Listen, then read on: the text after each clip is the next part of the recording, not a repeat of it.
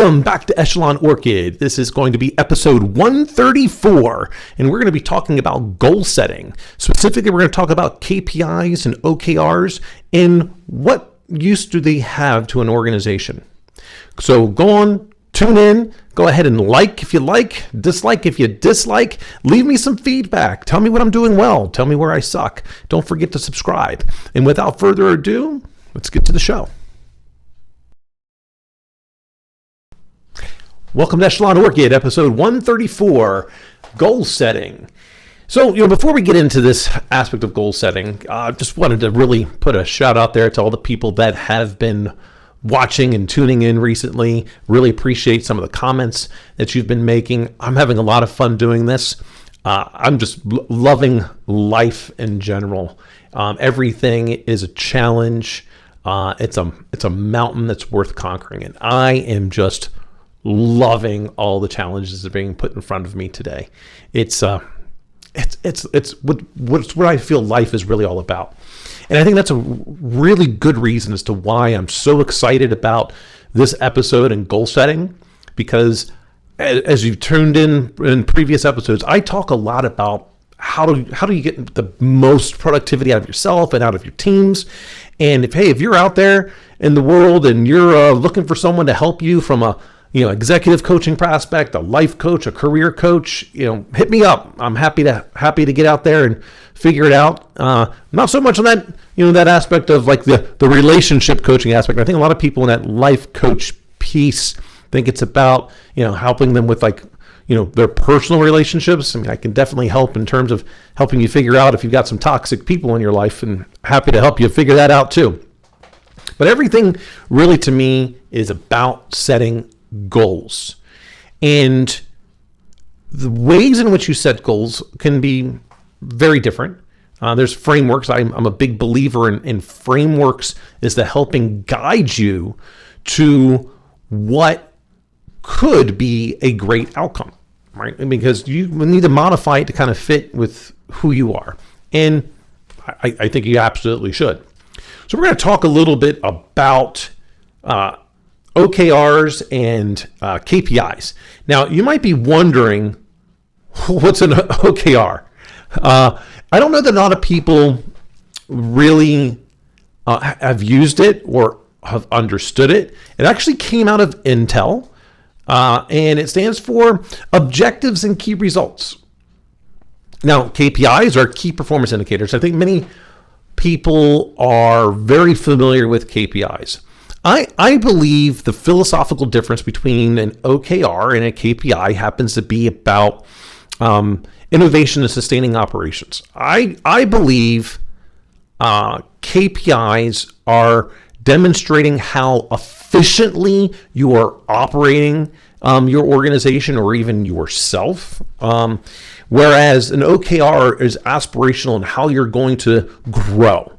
That's how I philosophically believe that the differences are. And I'm not saying that KPIs can't help you grow. I mean, you may have a KPI, and I don't necessarily like this aspect of a KPI, but your KPI might be that you need to attain like 11% growth. Well, okay, but you measure that on like the annual basis, which is fine. Go ahead and do that. I don't like that aspect. I like OKRs. They're much shorter term, and you see results happening fast.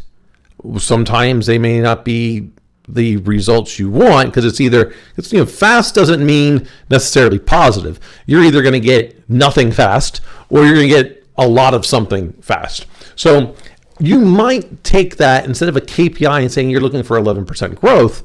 Well, what does that 11% growth actually mean? Maybe 11% growth means it's $1 million in revenue.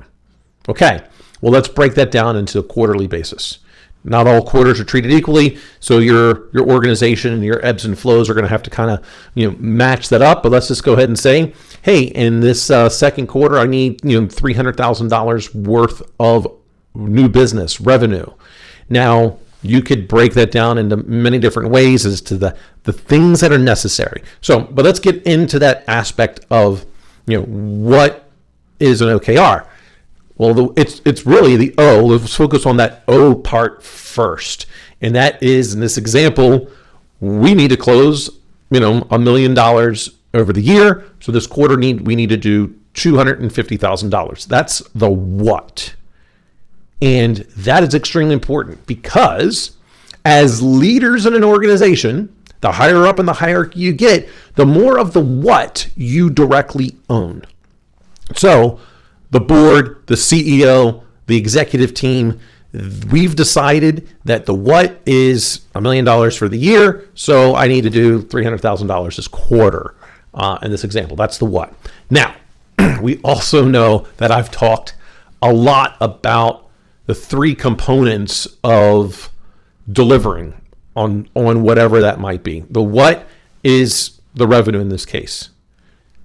The when, well, we decided collectively that it's got to be in the quarter. Now, I tend to like, if it's a project-based thing, let your people decide the when, because they're going to know a lot more about what is happening inside the organization from a daily perspective than what you might if you're higher up in the hierarchy. But in this case, the when and the what are kind of owned because we're talking about revenue growth. Now, the great part is in an OKR, they should be very aspirational. So $300,000 might in first quarter might actually be quite high.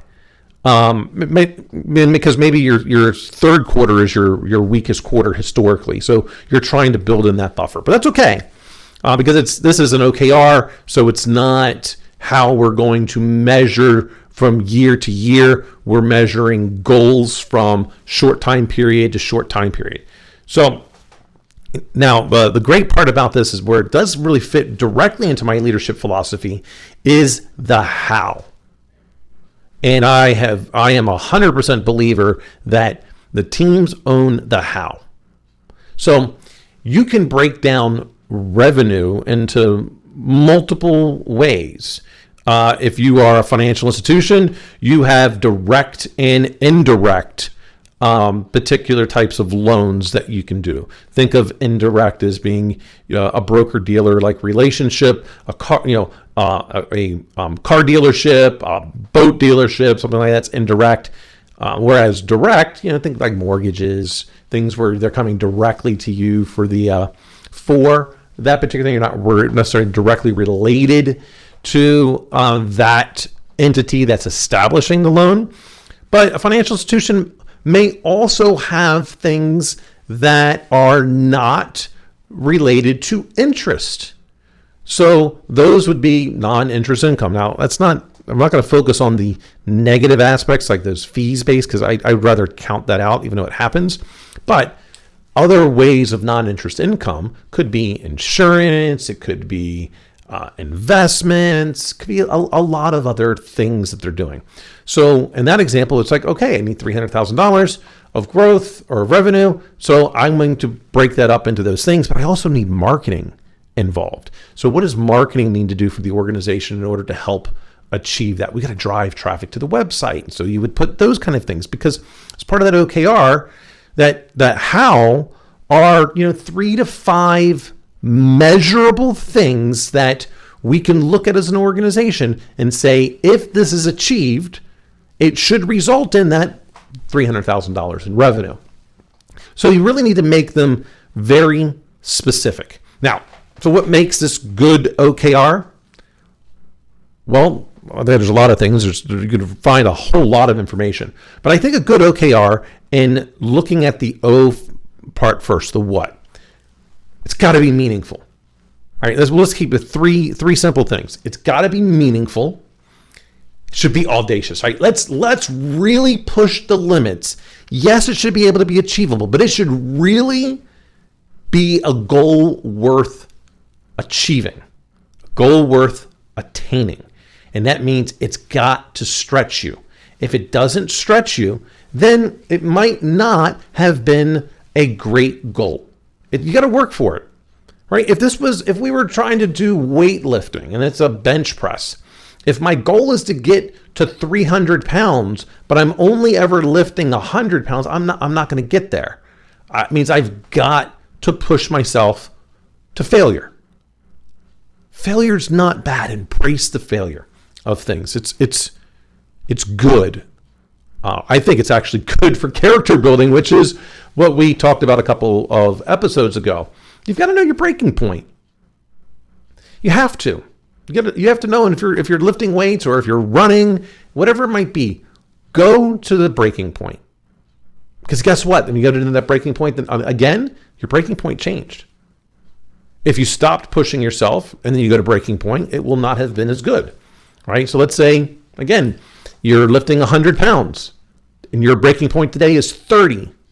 Well, you know tomorrow you could probably do it 30 times, but you might actually get 31. Now, if you don't try your breaking point for several months, your breaking point when you go back to that 100 pounds might only be 20. So it is something you need to keep working towards. You got to keep pushing yourself to those breaking points. And I don't mean breaking to where you're like, just falling down, collapsing, so to speak, but that you went through to exhaustion. You did everything you could. You left it all on the field, as they say. So, should also be inspiring. Those are your three key points to when you develop that objective, those 3 key points. The first one, meaningful. It's got to you got to get this rallying point with your team. Like if it's not something they can rally around and believe in and want to be a part of that bigger picture, it's not going to get done. Just won't. You're a startup company. You need that $300,000. It pays everyone's salaries. We all in this together. Awesome. Right? Second, I love this word audacious. It's got to be out there. Right? Make it audacious. And it's got to be inspiring. All those things all kind of relate. It's got to help us all grow. Now, there's another part to this, which is those key results. It doesn't matter if you have the what, if you don't have a way to measure it. So what makes a good key result? Again, I'll keep it to 3 things, just 3 things that we're going to look at. It's got to be specific and time-bound. I know it sounds like 2, but I like to consider it 1. Specific and time-bound. We're going to do X within this time period. Keep them, I believe absolutely OKRs need to be short-term. I would not make them more than 90 days. That's my opinion. That's my preference. I have others that like to do it on a 30-day basis. They want 30-day goals, and hey, that works too. I think the more often you are having to check, you don't get to see the growth or the performance that you might expect, but you hasn't given it enough time. But if you give it a year, then you're just right back to a KPI. Right? So that cadence is going to be important here. And based on the OKR, that's going to tell you the kind of cadence. Do not be, and please get this part, do not make your OKRs where they're consistent in time frame. They do not have to be. Every objective should be treated individually. It is not reflective upon all these other objectives that you have. Each one in a silo. That means they get their own time period. They get their own key result metrics that you're going to be focused on. So, specific and time bound is the first one. Second one, be aggressive yet realistic. Aggressive yet realistic. Why aggressive? Well, if you're going to do anything, then you need to do it all in. All right? If you're playing poker, that's why they have the whole thing. I'm all in. You're aggressive. Right? If you have a plan and you're moving forward, those that don't have a plan, the crowd will move out of your way because you're going ahead with purpose. And I really like that word better, with purpose. If you're being aggressive and realistic, you're moving forward with purpose. The third one, it's got to be measurable and verifiable. Again, it might sound like 2, but it's not. Right? I can't make this just qualitative in nature. It's got to be quantifiable.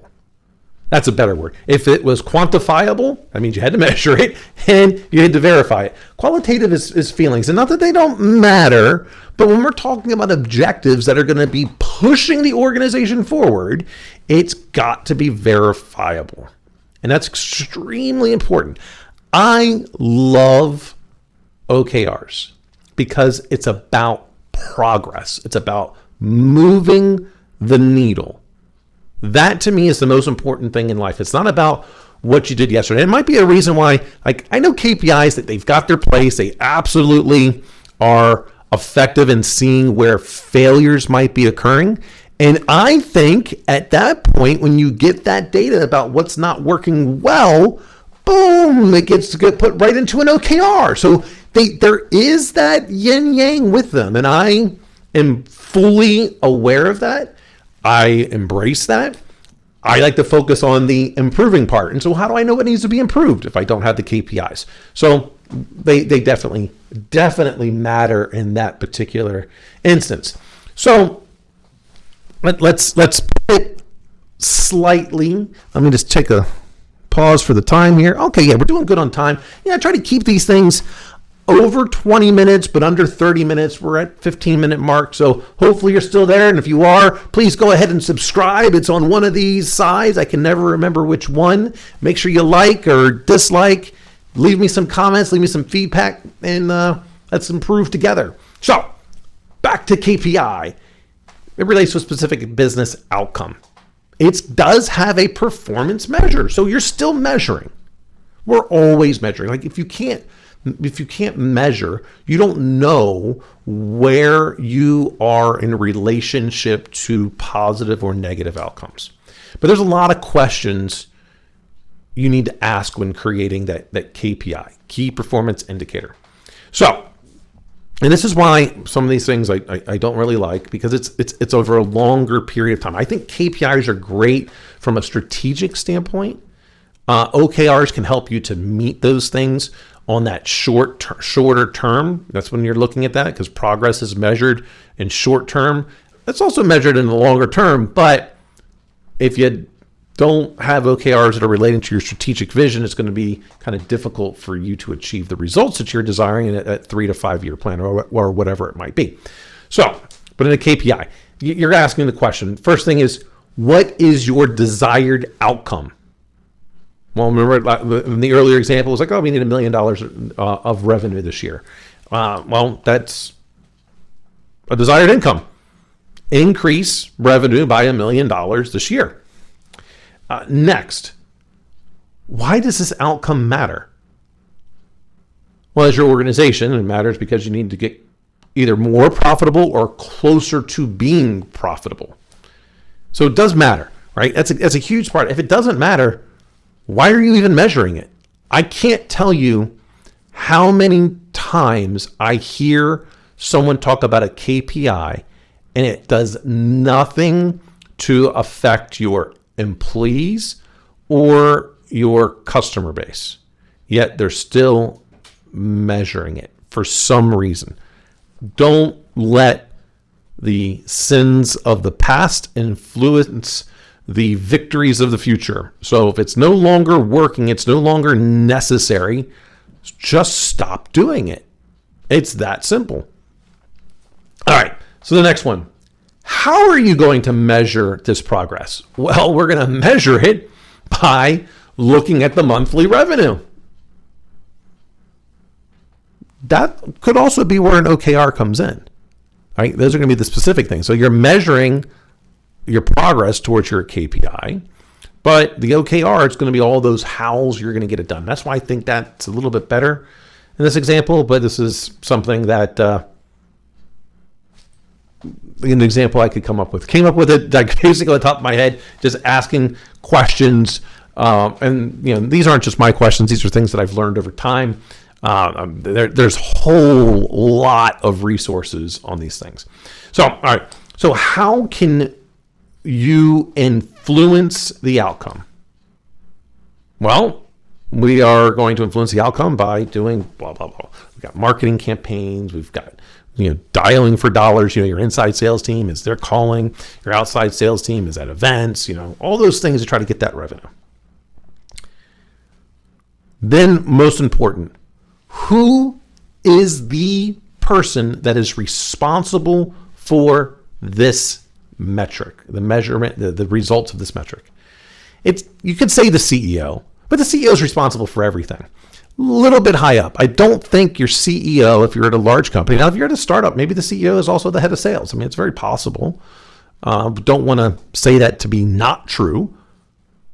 But who is the person? Well, it's likely your head of sales. So put that person in there. I don't like to say a name because what if that person changes over time? All right, so the next thing, how will you know if you've achieved your outcome? Well, we're going to look at the end of the year, or we're going to take a look at the revenue we had at the beginning of the year, the revenue that we ended up with, and we can take that and we can compare it to what happened in the previous fiscal year. If it went up by the $1 million, you met your goal. If it didn't, well, you didn't. Then what's really important in your KPI is how often are you going to look at this metric? Likely you're looking at this every month. Probably not on a quarterly basis, but they do say salespeople, those account managers, your job is only guaranteed for 90 days at a time. So they're probably looking at it on a monthly basis. They know when deals are coming in, that kind of fun stuff. But that's why I go, they are related. I like KPIs that are about, really measuring the health of the organization, really trying to get in and fix problems, which could turn into OKRs. See, I like OKRs in this particular example. You know what your overall goal is for the year from a revenue perspective. It could even be about operational efficiencies. It could be about many things. So I like OKRs because I think it helps progress things faster because it gets people short-term motivated. That's my preference. I'd love to hear what your preferences are. I do OKRs myself personally, and many. I have one that's weekly. I want to read X amount of books in a week. I don't set that on a goal because every week I might change it because 1 week it might be more about reading, another week it might be more about training. That I would be doing. So I do a lot of LinkedIn learning. I do a lot of different training programs. I'm learning how to be a better consultant. I'm learning how to be better in jiu-jitsu. I think my jiu-jitsu sucks, but that's okay. It's fun. And it's relative, right? So it sucks compared to whom? Well, bigger, stronger, faster, younger, more experienced people. Yeah, I suck. So when it's just starting out, I have a pretty good chance. But there's things that you can take with these OKRs, and the Ninja and I have talked about this several times. How often are you checking in with yourself? Be honest with yourself, which is very, very difficult to do. Be honest with yourself. So while we started this episode off as OKRs versus KPIs, we've come to find out it's really not about one or the other. They are very interrelated. And you should learn how to use both. Now, there's plenty of software things out there that can give you dashboards and all that kind of stuff. You don't have to get that fancy. That's entirely up to you if you want to get that fancy. You could do this in any spreadsheet application. I recommend Google Sheets, mainly because I'm anti-Microsoft, but that's okay. Everyone has their own opinions as to which way to go, and there's not necessarily one that's right or wrong. It's about preference there. So I'd love to hear your opinions on OKRs versus KPIs. In the meantime, I hope this was valuable for you. Tune in next time, and who knows what we'll talk about next. And I hope you have an amazing day. Take care.